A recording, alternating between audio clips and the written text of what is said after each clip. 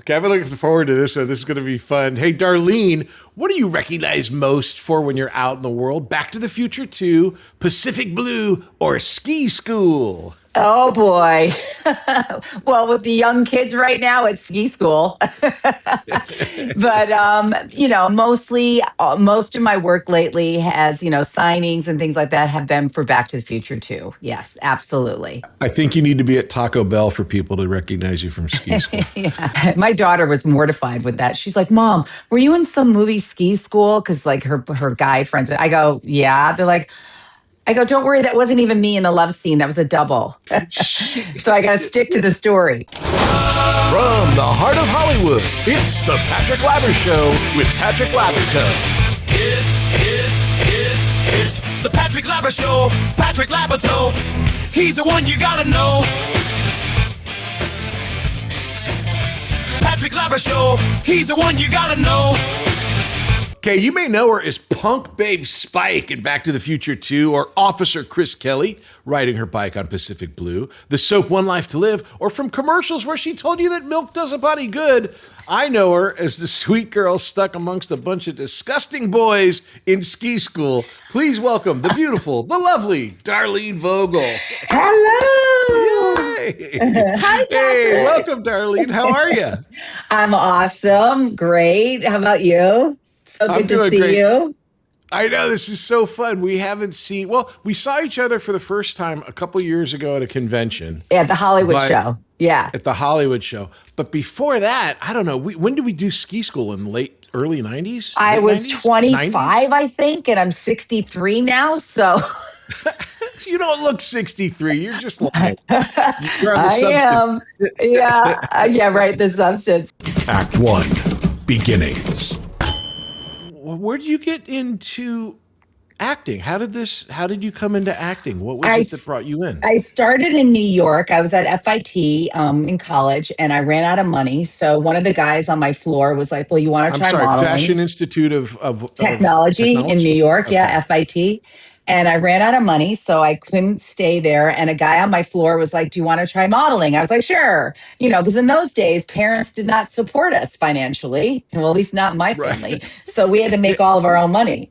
And yeah, I started modeling. And then that led to doing commercials. And then a manager saw me on a commercial. He was Julia Roberts' manager, actually, Bob McGowan. And then Oh, I, wow. went with him and yeah, and I just fell into it. Did like under fives on soaps and did the little co-star on the Equalizer, and then came out to LA and my first gig was Charles in Charge, a TV show, a guest star on that. Yeah. I didn't know what I was doing. I just like, okay, I'll go on this audition, and I kept working. It was really fun.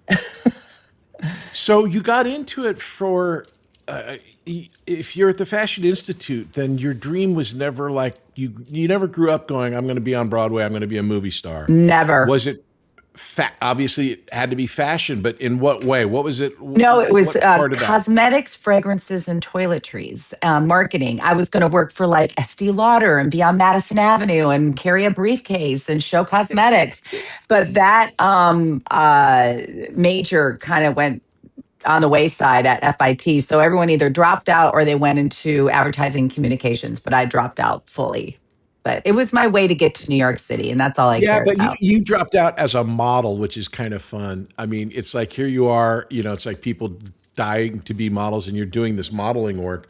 And you did this Milk Does a Body Good campaign. That was my first which- commercial. And by the time my outside catches up with my inside, I'll have long since outgrown you.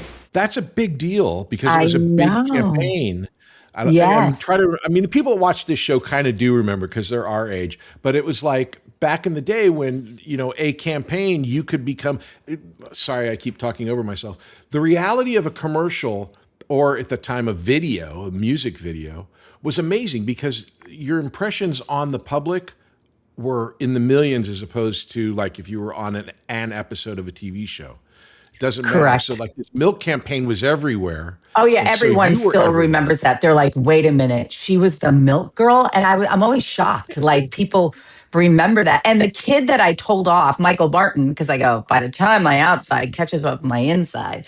And he was actually my contractor like 5 years ago on my porch. I mean, the kid that I told off in the commercial, I mean, we always kept in touch. And yeah, and he wrote about me in his book. And I'm like, it's the milk commercial. It does a body good. It was a great spot. And I made a lot of money on that spot. It was great. You can make a lot of money. I'm not talking, I don't want to hear your numbers. I don't want to bust into your personal life, but I know when I was a kid, I was doing commercials when I was Oh, yeah. 5, 10, 12 years old in the 70s. And I did a couple of McDonald's commercials, and these McDonald's national commercials at that time, not converted. I was making $25,000 off these commercials. Exactly. That's a ton of money. Yeah. I mean, the 80s were a big time for commercials too. I mean, I booked so many commercials in New York in the 80s. It was great. It was great. Now they're a little bit hard to come by. Well, the thing that's hard to come by, and I think what people are confused by, is when you're a consumer and you've got a screen in front of you and a commercial's coming at you, you experience it exactly the same way. But the way that it's bought, produced, and made is completely different. So back in the day, these Milk Does a Body Good commercials were national network commercials. So they were at the highest rate possible. And so for every what would they call them? You had a session fee for when you shot it, but then you had God, what's the name of it? It's like 3 months. And the 13-week cycles every cycle. The holding fees and things like that. Yeah, I made like $100,000 a year on that commercial. Right. Yeah. I mean, it was. I had this other job where I found the even easier part of that job was to be the voiceover at the end of the commercial. And I made over a couple $100,000 over 10 years doing the DiGiorno ads.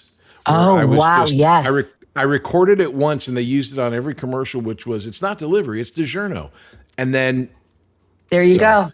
I know. Hey, voiceovers are the bomb. Those jobs aren't around anymore. No, they're not. We'll be.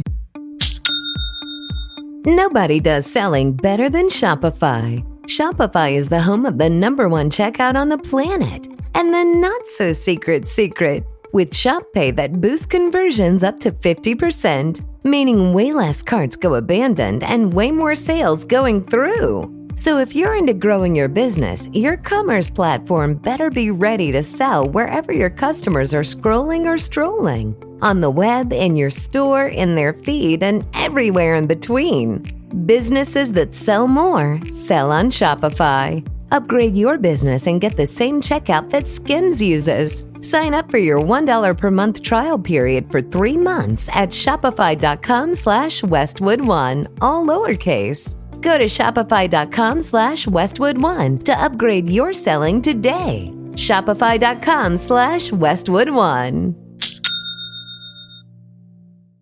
Back after these messages. Have you ever thought about becoming an actor and making your friends and family jealous? Well, have I got a deal for you. Here at Working Actors School, we offer many different classes so you can become a famous actor like me. And we have a delightful selection of classes, including Adult Weekly. It's every Wednesday at 5:30 p.m. Pacific. Here you will learn how to be an actor with other adults. How do we do it? How is it possible? Is it a miracle? Yes, it is. It's a miracle called Zoom. We teach everything online so you can become a famous actor and impress your friends and family. So if you want to be a famous actor and make your friends and family jealous, then you need to sign up at Working Actors School. You can get a hold of us at workingactorschool.com. You can sign up for classes at workingactorschool.com. You can make a reservation for the class online at workingactorschool.com. So come check us out. It's workingactorschool.com.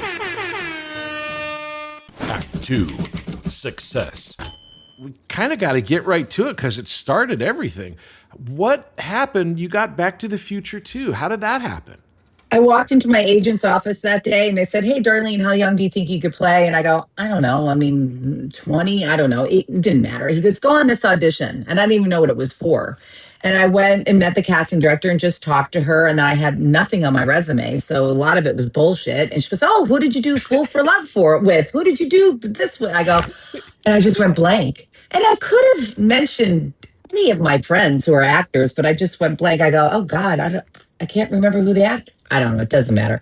Then a month later, I was called back with Ricky and Jason, my gang members. And then paired with those guys? Yeah, we were paired all together and we just had to improv. And then a month later, we found out that we got it. And it was supposed to be a 2-week gig and it ended up being 2 months. I know. I just got a check yesterday. Thank you. I mean, it airs. Thank you, Robert all Zemeckis, the and his time. amazing Tondro camera. Yeah, exactly. Yes, because we got a lot of overtime because of that camera and the lighting and the split screen, all that stuff. So yeah. Okay, so I want to break this down kind of beat by beat.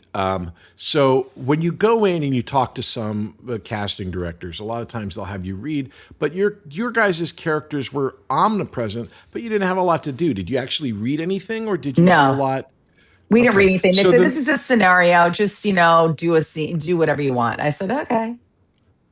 So Ricky and Jason are Jason Scott Lee and Ricky Dean Morgan. Is that right? Ricky Dean Logan. Ricky Dean Logan. Yeah. And I'm throwing up pictures as we're talking. So these are who we're talking about. And you're going, when did you realize it was Back to the Future 2? I don't even know. I don't remember. I mean, I think we were on set and I go, I actually, or maybe I was in a fitting. I don't even remember because it was so long ago how I realized it was. And I didn't even realize like, oh my God, this is a big deal, because it was right after Back to the Future. And I was like, oh, cool. This is really cool. We didn't, I don't think we really understood it. I really don't. And it was so amazing to be on this huge budget movie with craft service, the lunch being surf and turf and, and all this money that was spent, and then my next movie was Ski School with like pasta bar, I'm like, wait, where's the surf and turf? It's so funny. No matter what level of actor you are, the first thing you mention is craft service. It's always about the craft service. It is. So, yeah. Okay, so let me take the people into this because I think I told you this once before, but I don't know if you remember. So, Back to the Future 2, obviously, takes place, and your entire part took place where you shot it at Universal. So you're on the back lot in the town in the town where you guys are. You're in the future, which is now the past, which was 2025 or 2015. 2015. Yeah, 2015. Yeah. So you're the future gang of Griff, who's also played by Thomas Wilson, who played Riff. And so Biff. Yeah. Now here's the thing that's kind of weird: the connection between you and I. I had done a movie called Terminal Entry. I know. I was in Terminal Entry. It's amazing, right? It's a great movie. low budget horror film. And one of the makeup people was one of the makeup people on Back to the Future 2. Oh, cool. Okay. And she was, they had a lot of people there because there was a lot of people on set. Yeah. And so she invited me to come see shooting. So I went to go see shooting at Universal. And it was the day that you guys were shooting the diner scene where you're all coming in and out of the car in the diner. Yeah. Right? I was there the whole day. Oh, that's amazing. That's how I know about the Tondro. Everyone was talking about the Tondro. Now, the Tondro was this camera that they used to do the split screens so that they could have the old and new Martys and everyone talk to each other. Yeah. And this took forever. Ever. So tell me your thoughts on the working in this environment where out of nowhere, you're in this huge movie and it's so technical. Yeah, we were like, well, I was like, what is a Tondro camera? What are you talking about? The split screen thing, because everything was so hush hush too. You didn't get like a full script and stuff, but it took hours to light and hours to set up, because it was a new thing, right? At the time. Yeah. So sometimes we'd be sitting there all day long and not work, or sometimes we'd be sitting there and finally work. So, yeah, it was a lot of hours just sitting around because of all the technical stuff with the camera and the lighting and all the split screen stuff. So, like I said, it was supposed to be 2-week shoot and it was 2 months, 1 month in that cafe and 1 month flying on the hoverboards. Speaking of the hoverboards, how complicated and how physical was that a job? I would imagine that it's kind of difficult. Oh no, it was great. We had these belts on and underneath our clothes, and they were connected to these piano wires. They're connected to a triangle onto a crane, and they just swung us around. We did 1 day of practicing way out in the desert somewhere, Palmdale or somewhere, I can't remember. But yeah, it was so fun. We couldn't wait to get on the hoverboards and fly around. It was that was the best part. So this sounds like a dream job. Obviously, a ton of money for a young kid. You're in a big movie. You're dealing with, but at this point, also you're. I don't know if you know enough to know who you're working with. Obviously, Steven Spielberg, but I don't know if Robert Zemeckis was a name that made you afraid or in awe. What was it like working with Bob Zemeckis? Oh, Bob he's Gale? amazing. He's the sweetest guy. Bob Gale is so sweet. I still see Bob Gale on a lot of the signing events and stuff, but Yeah. he's a sweetheart. And I just go, the brilliance of their minds to come up with these three scripts that all they still, are good today. I mean, like the scripts are still relevant. I mean, they still track. And just to think of every little piece that they connected in every movie, because I still watch it sometimes and I miss things and you pick up things every time you watch it. And it's just so funny because I don't think they realized, or maybe they did know, like how long this would last. Because, I mean, how many years are we now? 30? Yeah.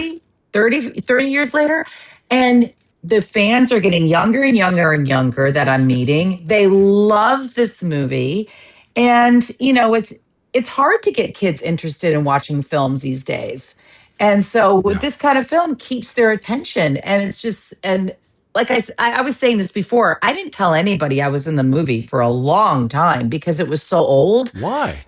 Because I was like, no one cares. I was in Back to the Future. It was like, it was like so long ago. So I didn't really tell that many people I was in that movie because it was so long ago That would until be I my went first to, name. Are you I know, kidding me? I, Hi, I Back to the didn't. Future, Patrick here. Now, yes, I think because the internet blew it up and it connected everyone around the world. The Right. fans, it connected the fans. Because when I went to the 25th year anniversary, people flew in Uh-huh. from all around the world, and I went, wait a minute, this is something crazy. Yeah. And now when I go to these events, and I love going to these events because the fans are so gracious and they're so wonderful. They're so kind and they're so thankful that we were in this Do you, movie that do made you their find that childhood.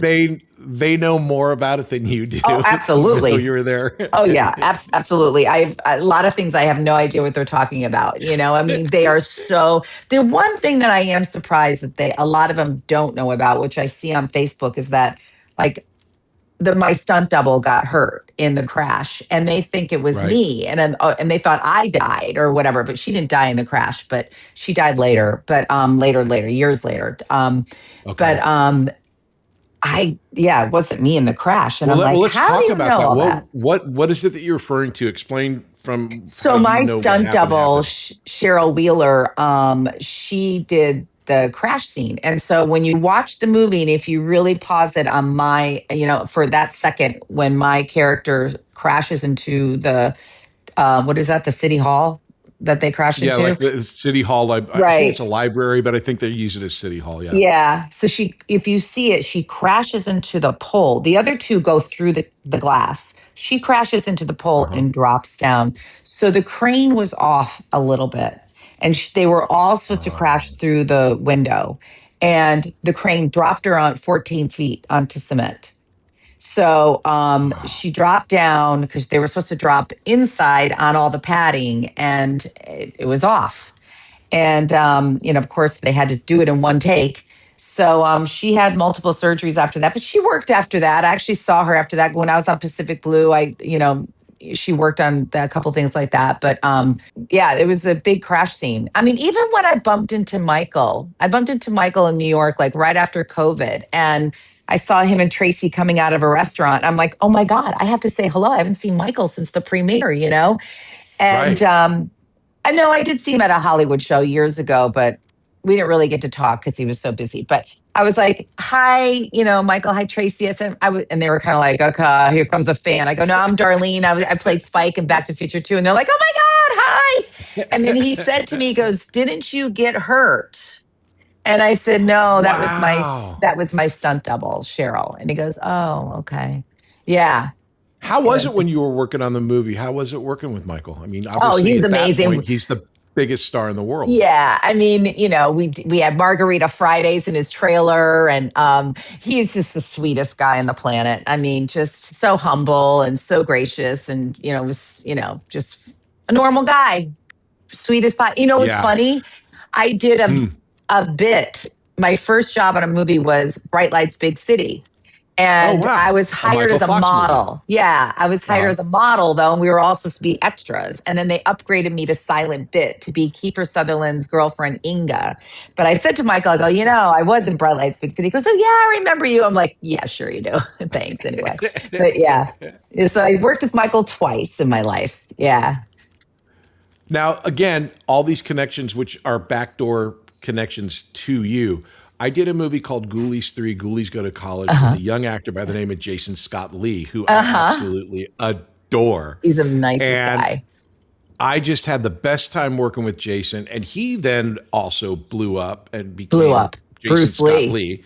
Yeah. He became Bruce Lee, and then he became Mowgli, and now he's like in, what was it? The Stitch? Lilo and Stitch. Lilo and Stitch, So right. it's like, I mean, just it couldn't happen to a nicer guy. And then my wife and I created a TV show called See Dad Run, and we had Tom Wilson on the show, who I thought was also a great guy to work with. How were these guys to work with doing that movie? Oh, Tom was amazing. I mean, we used to all sing songs when we're hanging on the hoverboards. Like we were singing Kumbaya and church songs and I don't know, all these songs. But yeah, he was great. He was, I mean, everyone was so nice. It was such a great experience for my first time, movie. It was my first film. And I thought they were all going to be like that. You know what I mean? And Which brings I was us to like, ski school. I know, ski school. Well, actually, before we get to ski school, is there any like secret stories or any type of thing that no one really knows about with when you guys were shooting on that movie? I went to the premiere with Jason and Ricky, and the one thing I just remember is that no one in the crew knew who I was because I wasn't in my Spike outfit, and I'm like, didn't have your it's little- Spike, yeah. and they're like, oh my god, because they never saw me without me just being me. It was so funny; they didn't recognize me. But that was a fun That's night, the funny. premiere, because the one thing I do remember is Ricky's manager at the time was very good friends with Elton John. And so we went to go Wow. see Elton John at La Dome, and we're hanging out with him. And Elton's like, well, where should we go now? And I said, why don't we go to the China Club? It's like, China Club, what's that? So we all hop in his limo, and I'm with Elton John going to the China Club in Hollywood, hanging out with him. He gets up on stage, blows Michael Bolton off the stage, and starts performing. And I'm hanging out with him. And then we leave, and Elton has his arm around me, and he's like, got to keep up the image, Darlene. I'm like, use me. And I was like, there was no paparazzi, no iPhones at the time. And I was like, dang. I was hanging out with Elton. I was his beard. the world's worst kept secret. That's so funny. I know, right? So you're hanging out with Elton John? Like, that's huge, right? Unless, I Huge. don't know, maybe as a model you hang out with people like that all No, the time. it was because of Ricky, because Ricky's manager was like good dear friends with him. And I was just like, oh, cool. I mean, I look back and go, God, I haven't I've heard hung out China- with Elton John. China Club, remember? I haven't heard of China Club in I so know. long. Used to be Monday nights where everyone went and like all the like big Yep. musicians would get up on stage and just for nothing. Yeah. Yeah. Unbelievable. So what's Yeah. Elton like? Is he just a Oh, he was cool a nice. dude, He or was is so nice. He was great. He was great. I felt like I was just hanging out with a buddy. I mean, I didn't even understand that it was like Elton John. I was like, oh, okay, cool. When I don't did you think realize anyone, you I were don't in shock. Hollywood? I know, right? I know. I don't get really like shocked when I hang out with like a famous person. I think the only one where I would be gobsmacked at would be like Barack Obama because I love him so much. I think if I ever saw him, I'd be like, oh, and there was one other, Pat Riley. Remember he used to coach the Knicks? Yeah. I remember when I and the saw him in Lakers. Vegas. I mean, the Lakers, yeah, at the time. And I saw him in Vegas once and my knees buckled. I was like, Riley. I was like, there's His only slick a back few. hair, his Yeah, fine-looking suit. Oh my God. I love Pat Riley. Yes. Oh, and Okay, there's so another you're on one. top of the world. You're hanging out with Elton John. Yes. You're going to big movie premieres. And so you culminate this success with doing ski school. It's not about learning how to ski. What the hell? What happened? Your fall Well, was it was so a quick. lead in a movie. I know, right? It was a lead in a movie. And Okay. I remember I had to write like a 7-page letter to my parents about that movie because I had like, this love scene. And, it's so stupid, those 90s movies. I always have to throw in a love scene. And I'm like, I'm the Right. good girl in the movie. Why do you have to do a love scene Yeah. with me? And I was so like, oh my God, what is this? And Tom Bresnahan was so nice to me. I mean, he kept me close and whatever. And there were like 13 people in the room at the time. But ski school was They wanted to definitely. shoot it at Tommy Africa's, but they decided on on a bedroom. I mean, yeah, right, exactly. Working with you guys, though, with you and Stuart and Dean, it was so fun because you guys improved so Yeah. much. I mean, you came up with a lot of your own stuff, and it really taught me a lot because I was new at this stuff. I mean, you guys are pros. And I was just like, oh my God, they could say whatever they want and they could have fun and they're not stuck to the script. And I mean, you guys just had so much fun. I mean, it was great. And then Spencer, I became very good friends with Spencer Rushford. I was the Yeah, first one he Spencer. I came to just LA. one of the guys that I did JAG with, Randy Vasquez, did a TV show with him called Acapulco Heat, which of Yes. course was a big Spencer thing. Spencer was also in the movie. Just to get everyone up to speed, not that you don't really have to be, but Ski School was literally like what she's saying. It's like an '80s stupid dumb movie. They I think it was didn't really early have 90s, a wasn't it? script. It was early '90s, but it was definitely Yeah. an '80s movie. Yeah. For that, that's why you had your nude scene, even when they had Ava Fabian and all of Right. her Ava Fabian. Use her, not isms. me. Right, and Charlie Spradling. Yeah. But you're right, you were the good girl. You were supposed to fall in love with John E. Rowland, and then we were like the crazy Animal House guys. And Yeah. you're saying that we improvised all this stuff, which we did, but that was on their request as well, because they said, look, we really haven't finished with the script here, so if you've got any ideas, go right ahead and Yeah. try, which we did. And Dean and I have written scripts, and Stuart's an amazing improviser. Oh, amazing. Yeah. Yes, it was a blast working with everybody. And you've already said it. I was going to ask you, I mean, what was it like working with all of us boys? I mean, it was Oh, it just was a so very fun. boy-centered movie. Yeah. Just a crazy time up in Whistler. Do you Oh, ski yeah. or did you ski? I did ski, yeah, at the time. And I remember on that movie, remember that guy that was like our trainer or something, our ski guy, our ski instructor, the Yeah. young kid?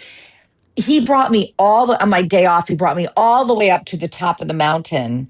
And it was spring, right? So the fog Yeah. rolled in, the snow was up to here. And I was like, how do I get down? I mean, how do I get off this mountain? He actually got fired for doing that, actually. But I came off the mountain and I looked so haggard because trying to get down that mountain. And Spencer saw me from a distance and he goes, wow, I bet you that's what Darlene's going to look like in about 30 years. And then I got closer. He goes, oh, that is Darlene. but yeah, I mean, Whistler was so different back then. Apparently now it's like this amazing resort. I mean, we got it when it was kind of like, it was like a Big Bear, you know what I mean? But now it's like Vale. Ski school, like I get a call from my son who's now 25, and he says, Dad, do you know that your movie is exactly like a Sunny in Philadelphia episode? And I go, Really? Joe, the Sunny in Philadelphia episode is a takeoff of our movie. It's not the other way around. Have you seen the Sunny in Philadelphia? It's always Sunny in Philadelphia. So it's always Sunny in Philadelphia. It's like the gang goes to ski school, I think is what it's called, or the gang goes to the mountain. And it's a takeoff on quote unquote all the ski movies, but it's basically just a takeoff on Ski School. And Oh, I Dean's have to in it watch that. Oh, really? oh my God, it's hysterical. He plays what Dave Marshak would be if he was now like in his 50s. And Right. it's disgusting and hysterical and funny. And I'll look that up they basically today. do a takeoff. So you got I'll send you a Oh, link. yeah. Yeah. But by Send me, sending- yeah. He goes, did you know that you were in this movie that was just like it? I go, yeah, they kind of ripped us off. Yeah, exactly. We started first. What do We your were the kids think of pioneers. Ski School? Oh, like I said, my daughter's mortified. I don't think my son even knows about it. and he's 22. Isn't that funny? Do they know? They must know about Back to the Future. Do they care about that? Yeah, they know about that. They know about Full House. They know about Boy Meets World. They know about stuff like that because when they were young too, it would come on. But like now, if one of like my Lifetime movies come on, I'll be, oh, I'm on TV right now. My daughter will walk by. She goes, oh.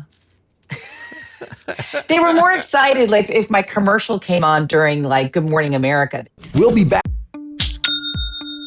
Nobody does selling better than Shopify. Shopify is the home of the #1 checkout on the planet. And the not-so-secret with Shop Pay that boosts conversions up to 50%, meaning way less carts go abandoned and way more sales going through. So if you're into growing your business, your commerce platform better be ready to sell wherever your customers are scrolling or strolling. On the web, in your store, in their feed, and everywhere in between.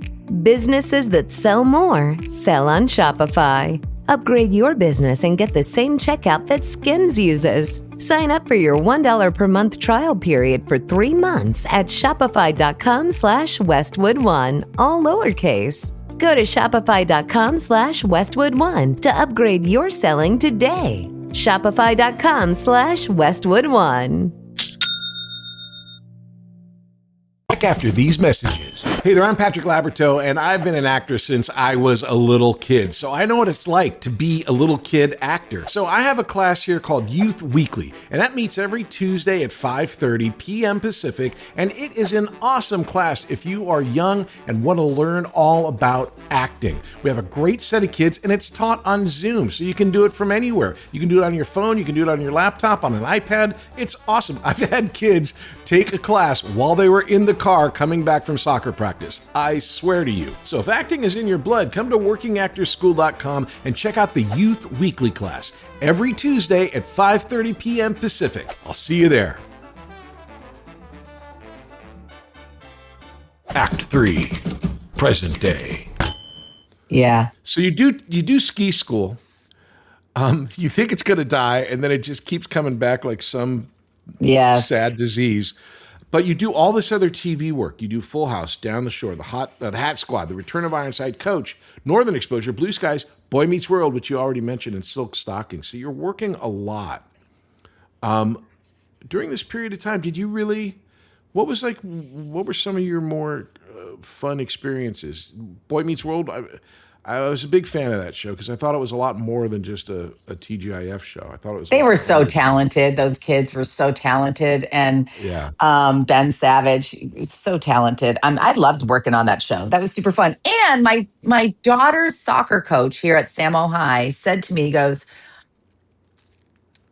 I used to watch, he's in his 20s now, but he goes, I used to watch Boy Meets World, and I became a teacher because of that show. And I remember you being on that show. And that's so funny. I go, really? He goes, yeah, I remember you being on there. I was only on like 3 or 4 episodes. I was another teacher, but I thought that was pretty, that was like weird to hear that. I thought that was pretty cool. That he became a teacher because of that show. No, this was Jonathan, the guy that played the other teacher. Mr. Feeney, was the older guy. He was the principal. Yeah, principal? Bill Daniels, a principal. I think principal, yeah. I just saw him at the Hollywood show. I'm dropping his name now. It was Ben Savage's brother on the show, I think. I think he's one of the most talented Will Friedle? comedy guys around. Will Friedle. Was it Will I think Friedle? This guy is so hysterical and just, I don't know. It feels to me like it was his choice because it was like a guy like this could write his own ticket. But to me, I'm a huge fan. I think he was like so funny. So then it was Bill a great Nuss show to work 21 on for Jump sure. Street. Mm-hmm. Oh, for sure. Bill Nuss over at 21 Jump Street creates Pacific Blue. Okay, right. So that's Cops on story. Bikes, Venice, Santa Monica. What's the story? Yeah, so Bill had always brought me in for 21 Jump Street, always, and never hired me. Never.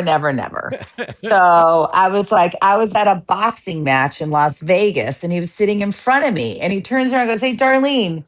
He goes, I have a show that you'd be perfect for. I'm thinking about you for this show. I go, yeah, right. Okay. I mean, you never hired me before. Why would you hire me now? And so he goes, no, really, I think you'd be good for it. I go, okay. So then that was it. And then Paula Trickey had said, who was on Pacific Blue, she had called me a couple times. She goes, Darlene, I'm auditioning for the show. They need like this tough blonde character. And I go, well, if my agents, think I'm right for it, they'll send me on it, blah, blah, blah. So Hmm. finally, I call my agent. I go, I should be on the show. I should be getting an audition for this. He goes, oh, Darlene, they want this like tough, this, what. I go, that's me. Cause I always play these nice girls. I go, no, that's really me. So apparently the breakdown was a Darlene Vogel type. Bill Nuss didn't think that I was available because I did a pilot with Rick Rosovich and Right. it didn't go anywhere. So he Rick thought I ends up on wasn't the same available. show, though. I got him that job because so I go in and I booked the role. It was written for me. It was so good. And then they were looking for the sergeant. And I go, why not try Rick Rosovich? I know he's available. I just shot a pilot with him. Next day, Rick Rosovich is there and he gets the job. So yeah, so it was, Wow. I mean, that by far was my favorite job ever, Pacific Blue. I mean, I love the Okay, crew. so I let's still talk talk to about it. So, I everybody. mean, Yeah. I just have this question I've been waiting on for, I don't know, 20 years now. You must have been in incredible shape. Yeah. You're I riding was. your bikes everywhere. What was Yeah. that? I mean, did you have to train for that show? Well, what's funny Or, I is mean, you're young, I guess. I But used to ride 80 miles every weekend before the show. what the hell? Oh, yeah. I used to Really? ride 40 miles on Saturday, 40 miles on Sunday. So that's why Paula also thought of me. She goes, Darlene, you ride your ass off on that bike anyway. And then we had to train with the cops, and, to go downstairs and do power slides and things like that. And we did train with Jerry Leyva of the Santa Monica Police Department. I remember him because I still know him. And Uh-huh.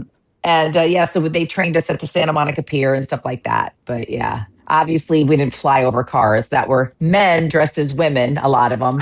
But yeah, but that was by far the best. So much fun. I never had so much fun in my life than I did on that show. And it was right here. It's right down the beach. Right. And that's one of the other thing too, which I hope comes back. And I think will. Things go in waves here in Los There Angeles. is a script We used out to there. shoot a There lot. is a script.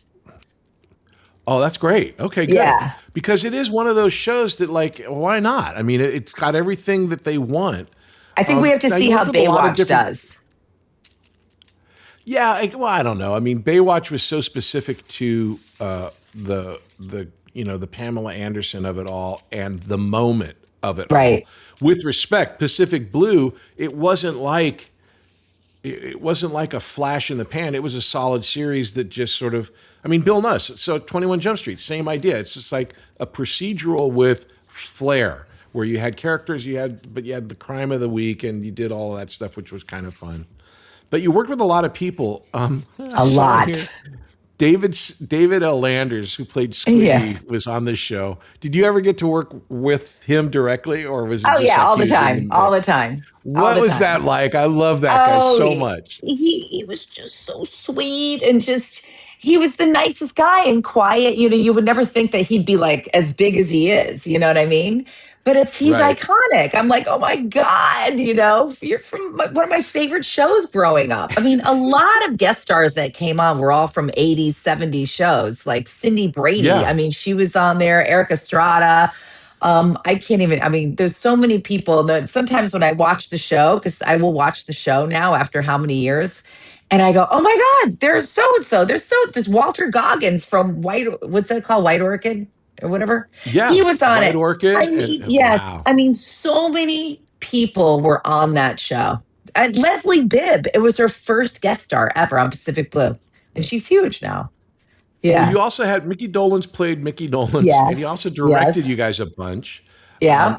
We had a director on JAG who is my favorite director, one of my favorite directors, Terrence O'Hara, who directed. I on love the show as Terrence. well. Yes. Uh-huh. Wasn't Terrence The passed, best. but he's amazing. Yeah. So let's talk just a minute before we move on about when you're doing a TV show. And again, back in the day when it was like a TV show where you do 24 episodes, not like Netflix or something where you Right. do 2 and then you take a 10-year break and then you do another one. Right. What would you give as far as advice for an actor going into a TV show for that type of schedule where it's that hard?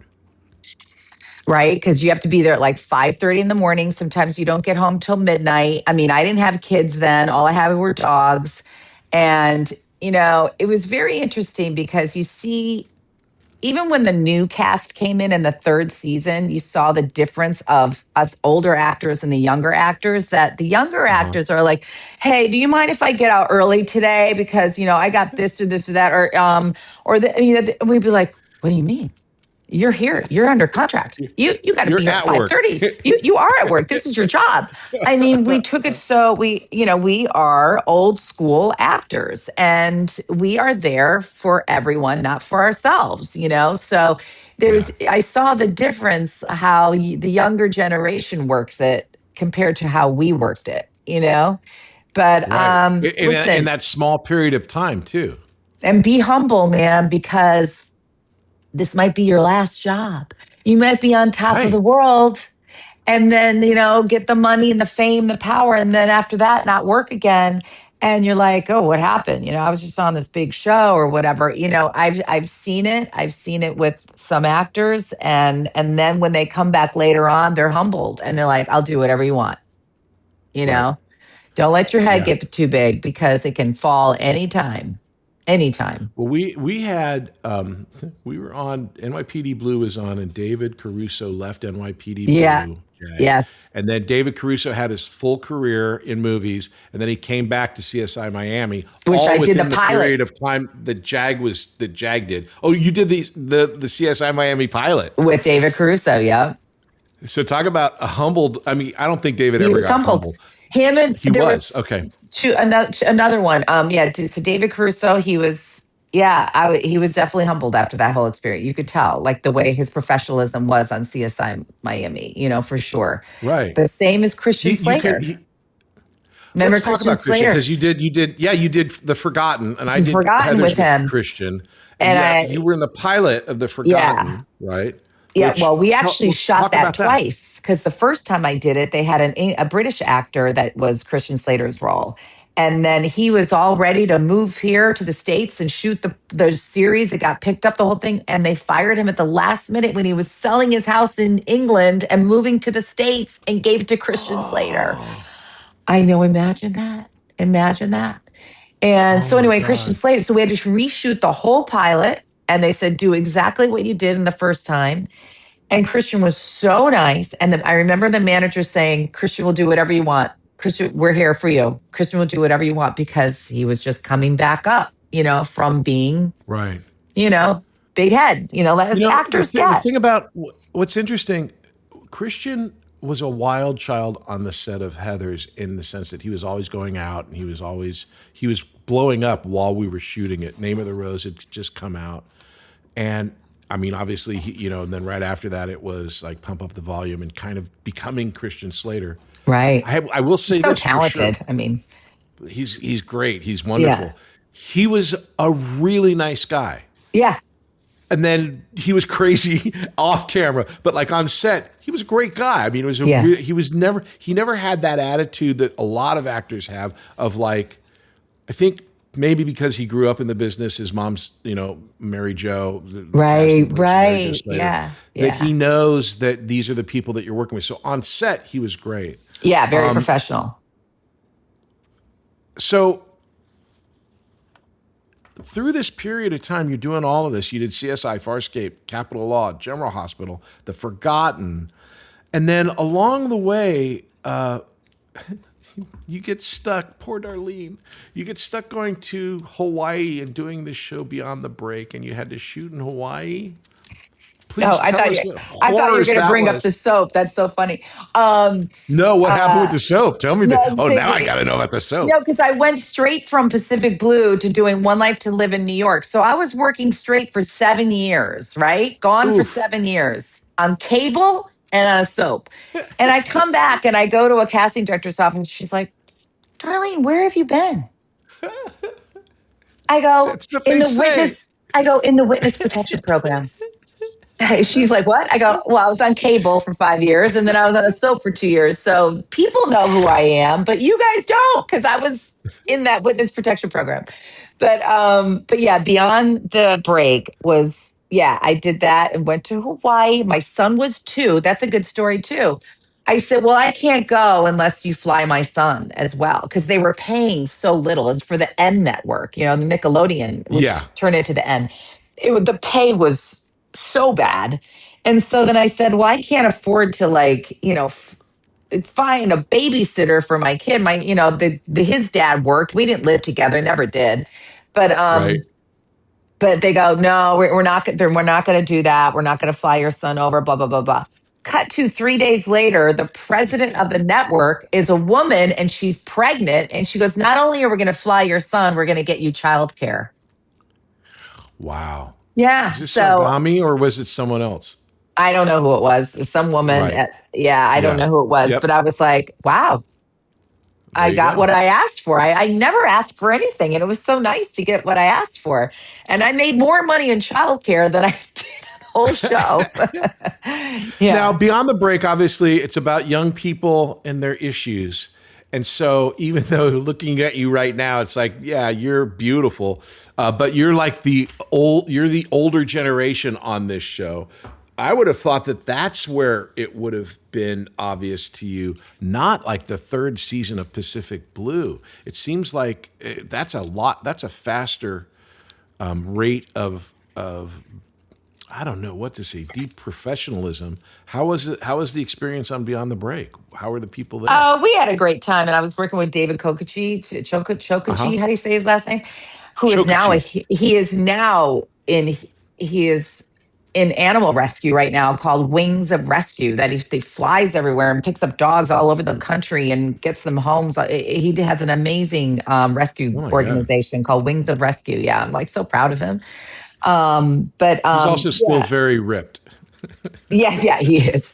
And Billy McNamara, too, who I just saw at the Hollywood show. And he's a huge in Uh huh. animal rescue, too. It's so funny. All three of us, all animal rescue freaks. But, yeah, I mean, we had a great, I mean, listen, I was in Hawaii. I mean, I got Yeah. to hang out with my kid and just work with it. I mean, the kids were great, too. The young kids were great. They were very professional. Yeah, I can't say I've ever had like, any horrible stories on sets with anyone, That's really. I've been fantastic. very lucky. Yeah, very lucky. Yeah. Well, I mean, your luck continues. You do Castle, you do The Ranch, you do some more TV, but then you do an episode of House, which I watched this morning. Mm. Oh, you did? Really good. Oh my God. Oh, Like I've nothing against House. I just never saw the show. I didn't really. I yeah, never it's a got good into show. it. Not because I disagree with it. It's just I just never saw it.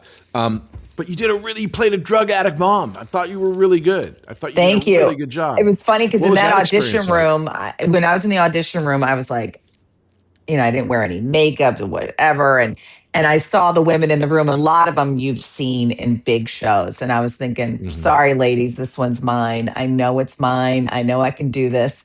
And I went in the room and I did my reading, and Sanford Bookstaver, the director, he was just like, wow, wow, okay.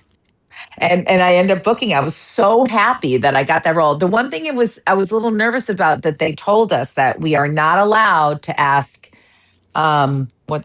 what's his name? Right, Hugh Laurie. His real name, Hugh Laurie. We weren't allowed to ask him any questions, like any personal questions. Like normally when you're on set and you're talking to people and you're standing next to them being, you Yeah, can't, you just chit chat, whatever. But we weren't allowed, like, so we're standing there lighting and things like that. And I'm just like this.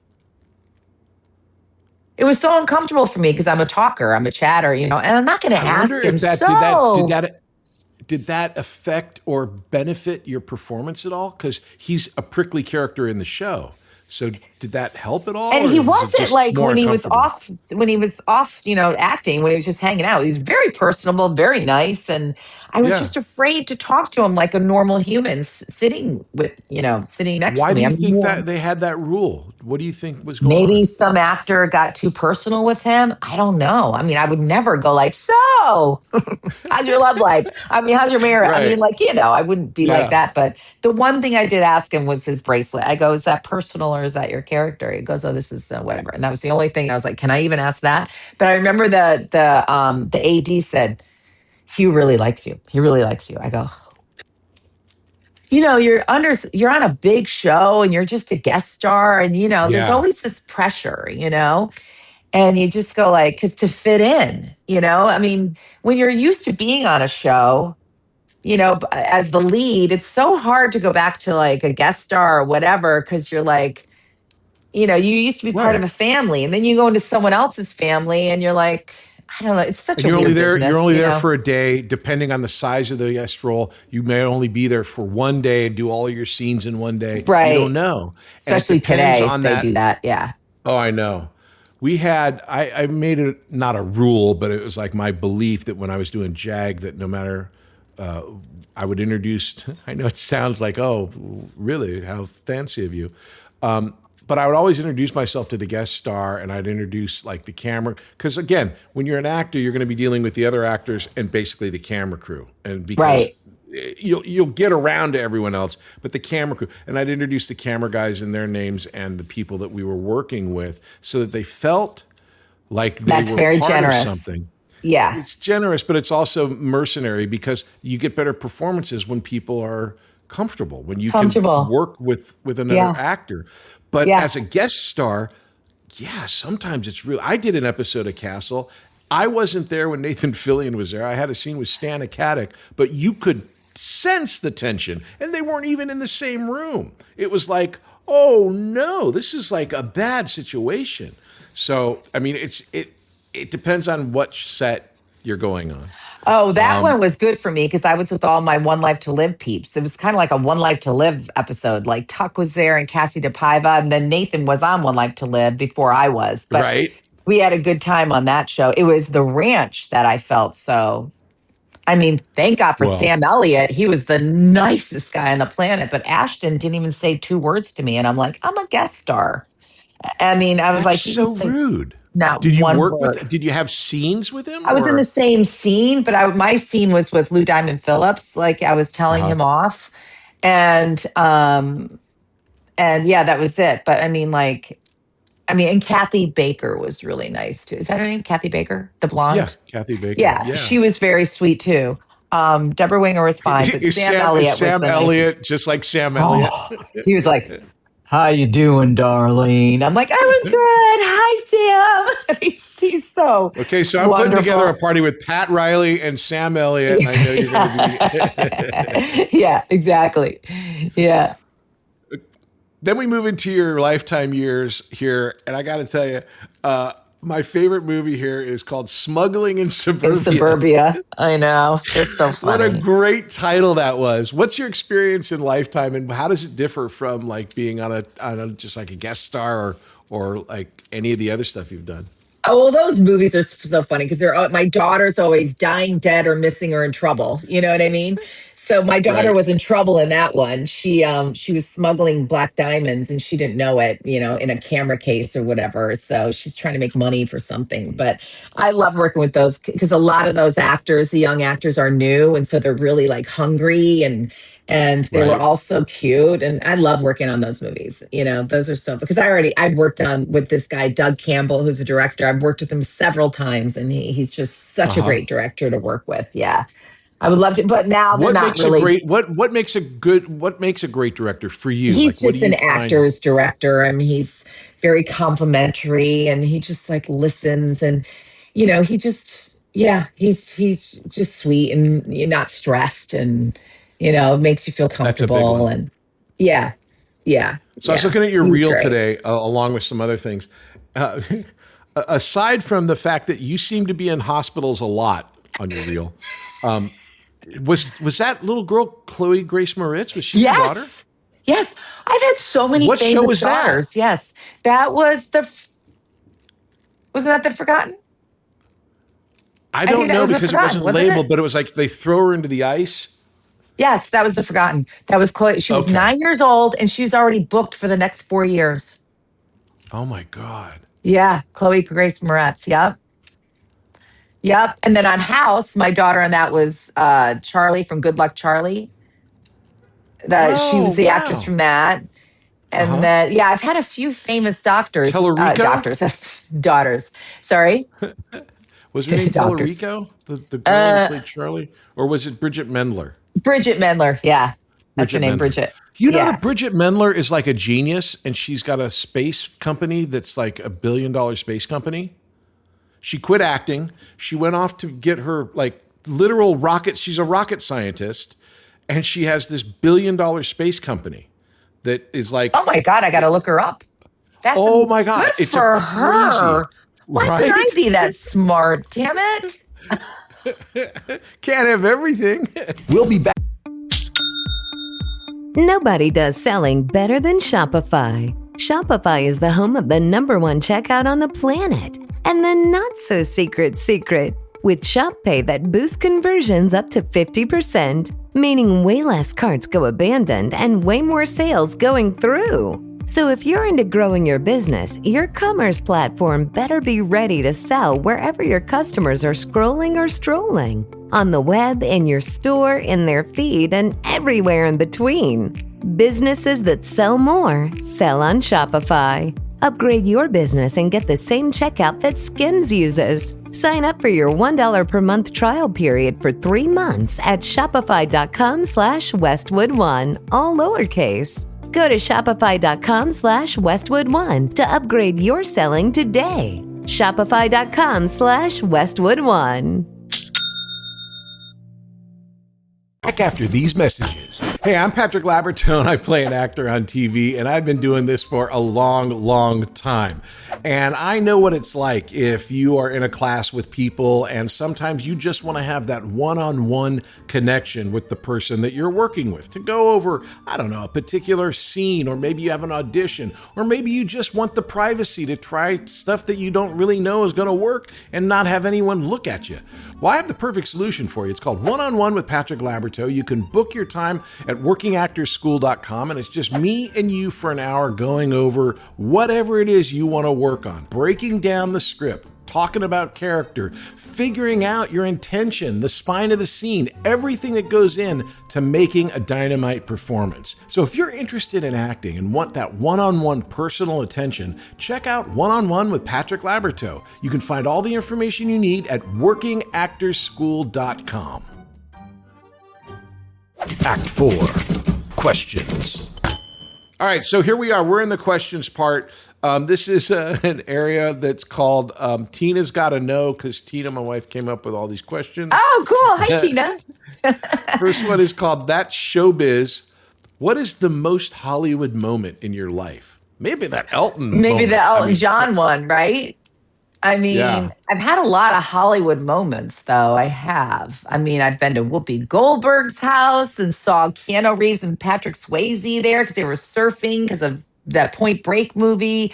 I was What were you introduced doing to. at Whoopi's house? I was there with this guy. I was in my 20s and he knew her. We went there. I go, oh my God, I was at Whoopi Goldberg's house. I mean, she was so cool. Elton John. I mean, I'm sure I'm skipping some Hollywood moments, boy.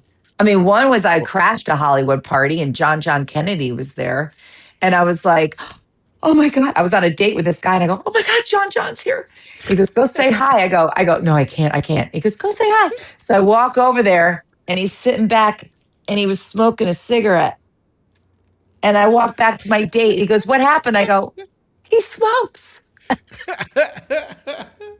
was so gutted. I don't know why. But yeah, I mean. If he didn't smoke, I don't know if you'd ever go back to your boyfriend that you came with. Right. They're like, hey, John. Hey, John. Yeah. That's a pretty good, especially right now with apparently with the story where everyone's discovering that, hey, did you know that John F. Kennedy Jr. was good looking? It's like, yeah, we kind of knew. Yeah. That's Showbiz Part 2. What's the most embarrassing Hollywood moment in your life? Do you have any experiences where you're like, oh, yeah, one was no. like, oh my God, yes. My manager in New York once called me. I was visiting New York and I just booked this commercial to go to Bermuda. So I did that. Then I came back and he goes, Darlene, Woody Allen wants to meet you for this movie. And I go, I can't. I got to go back to LA. I dissed Woody Allen, and I have. You were ahead of your time. I was like, Bob, why didn't you tell me that you have to do this? I mean, if someone doesn't make it sound important, I guess I'm like, well, I guess he didn't make it sound that important. But I have a feeling it was the part. Remember when Sharon Stone had that small bit in one of his movies where she's on a train and you just see her. Like Oh, she's right. looking out the window and it's just her face, that tiny little bit. Maybe it was for that because I can't figure out what other part it would have been. I don't think it was a big part. I wasn't anybody, Well, you that know? guy, I mean, aside from all his personal things, he did like a movie a year. So it's like it could have been anything. Right. I It mean, could have been anything. he Yeah. did a lot of work. Yeah. Number three, show me the money. What's your biggest missed financial opportunity? I should have missed financial opportunity. I mean, I think sometimes, and you never know, if I didn't do cable, because I was on a roll with all network shows, then my Uh agent huh. didn't want me to do Pacific Blue because he goes, Darlene, you're on a roll with network. You don't want to go on cable. And I was like, yeah, but it's 13 episodes on the air. I'm so tired of auditioning. I just want to work, you know? Yeah. And Yeah. I always wonder what it would have been like if I didn't do Pacific Blue and I did get to be like, Leslie Bowen. What's that her name? Leslie Bowen from Modern Family. What's her name? Julie Bowen. Because Julie Julie Bowen and Bowen. I were up against a lot on a lot of things. And I go, I wonder if I would have Oh, yeah. I just could see that. waited I a could see little like you in bit. that same group. Yeah. Yeah. Yeah. But, And the, yeah, the classic woulda, coulda, shoulda. You never woulda, know. coulda, Julie shoulda. You Bowen. never. I mean, I went up, I read for Modern Family, I read for the dad, and again, it's like it's not going to be me. It's going to be him, I know. the guy that got it. It's always going to be the people that got it because it's like that's who I should know. get it. Yeah. Same with Michael Yeah. Fox. I read for Family Ties when they recast 21 Jump Street. It was me, Johnny Depp, and one other guy. Again, it's like yeah, they made the right call. It's all Exactly. it's Exactly. you never know. Yeah. Okay, show and tell. As a teenager, what was your favorite poster in your room, and where'd you get it? Bobby Sherman. Do you know who Bobby Sherman is, right? I Um, love Bobby Sherman. yeah, Yeah, Bobby Sherman. I think he just recently died too, didn't he? I think he he just became a recently did. medic. He was an Yes, EMT. he did, an EMT. And what's his name? David Partridge Family. David David Cassidy. Cassidy. Those two were on my wall. I would have Got to it. say That I those mean, I two. can see they. I bet they were friends because they were right in the same area and the Oh, same it's my zone of favorite shows. Yeah, I Dream of filmmakers. Jeannie Yeah. and Partridge Family and all those Brady Bunch, all my favorite shows. Where'd you Oh, get your one posters? embarrassing moment was Sherwood Schwartz actually called me at home because I auditioned for the new Marsha Brady. And he goes, Uh Darlene, and huh. I said, I didn't believe it was him. I thought it was my boyfriend playing a prank on me. And I said, oh yeah, okay, George Joe, I Schwartz know it's created the Brady you. Bunch. Yeah. Yeah. And he goes, I just want to tell you, you're too young for the part, but you're a perfect Marsha. I go, oh my God. Yeah. And I didn't believe it was him until he finally said it Okay, was him. Yeah. showdown. Showdown. What is the best thing that you've ever done professionally, and like the worst thing? What are the thing? What's the work that you're the most proud of and the least proud of?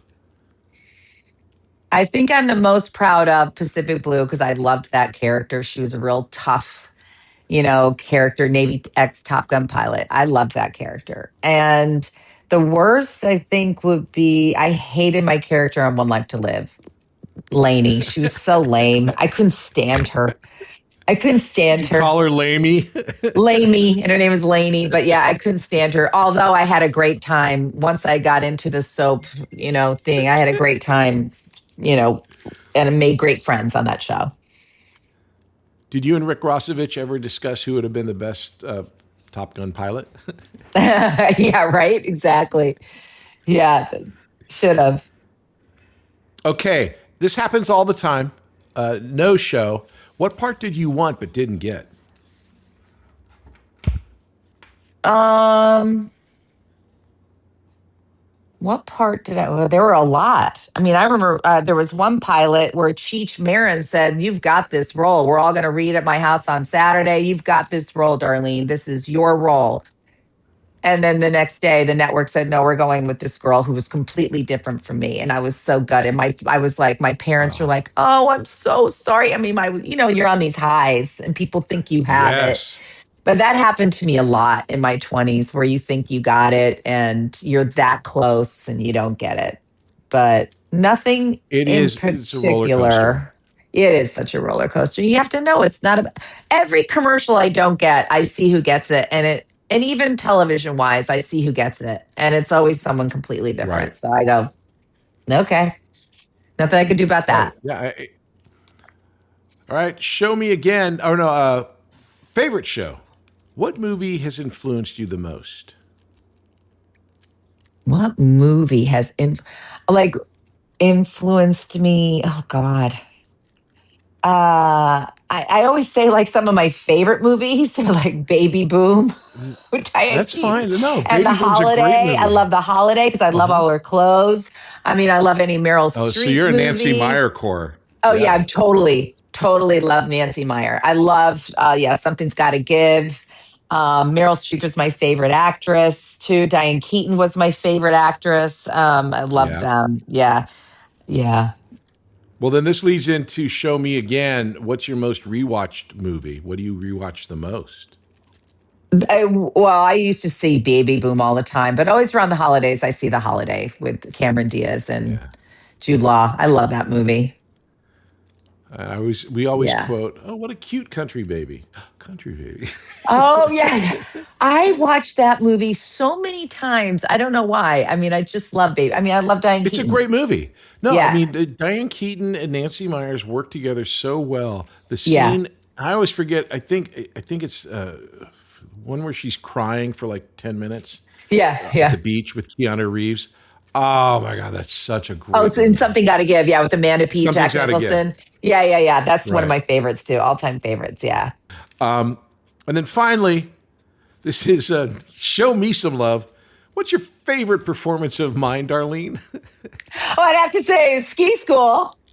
There you go. Although, We're good. although I, Good I choice. did Good watch choice. you in Jag. I did watch you in Jag, and I loved your character in Jag. I did, but I mean, we of course, we yeah, were basically Jag was basically Pacific Blue without the yeah. bikes. That's pretty Well, much they how we all looked are. at it. It's like when I worked on CSI, Carol Mendelssohn was like, Darlene, I'm such a fan of Pacific Blue. It's all the same scripts, it's all the same procedural Right. stuff. You know what I mean? Yeah. And 21 Jump Street was exactly Pacific Blue. Like Holly Robinson Pete said, I played Officer Milk Carton too, except I was chocolate milk.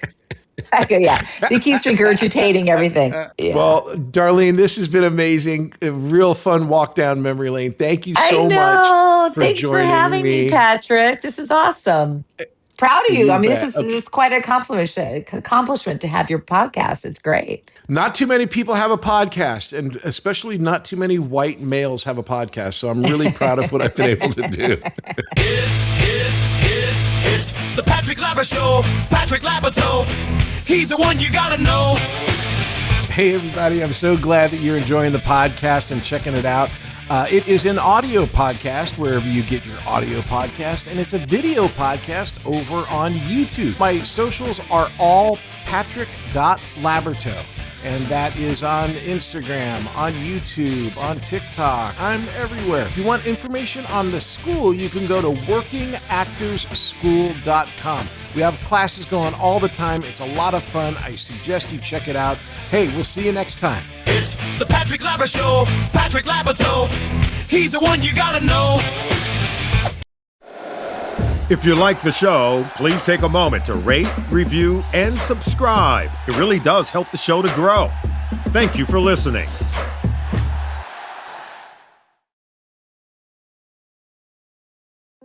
Hey, we're Stacy and Pete, and we host We Don't Want to Grow Up, a podcast all about those warm and fuzzy memories from the 80s, 90s, and early 2000s. We're revisiting the pop culture, toys, and memories that shaped a generation. Gen X, millennials, and I'm over here representing the Zennials. So if you ever experienced waiting for your Delia's catalog to show up after school, or if you got lost wandering the aisles of Toys R Us, this show's for you. You can listen to us everywhere podcasts are available.